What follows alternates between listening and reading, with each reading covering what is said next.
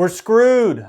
Well, not literally, but Metal Roof Monday today, I want to be going over how many times you have typically replaced screws on a metal roofing system, or if at all, if it's even necessary.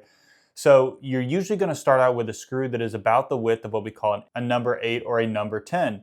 That describes how wide the screw is. Now, if let's say you do a screw through panel, so an R panel or tough rib, you're about 5-10 years down the road, and depending on what climates you're in, sometimes the screws can back out a little bit. If they back out and you don't notice over a period of time, let's say you just happen to not have any leaks, sometimes those rubber grommets can deteriorate, they can get dried up, they can start to fall apart. If that's the case, maybe it's time to go ahead and run a new screw, or maybe you just need to re-screw the entire thing. If so, with metal, you need to make sure you go up a size so that way it's a nice new tight seal. So if you have an 8 before, the next step up is a 10. If you have a 10 before, the next step up is a 12.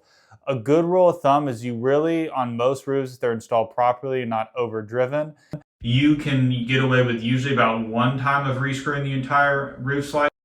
Sometimes you may have to do 2, which means you may have to go from an 8 to a 10 to a 12 over the period of the roof. Just know that this isn't something that should never happen, and it will have to be dealt with at some period in time. Just know that you can, yes, replace certain screws here or there if there's certain areas where it's becoming more of a problem, but just so you're not screwed. Thanks for watching, guys.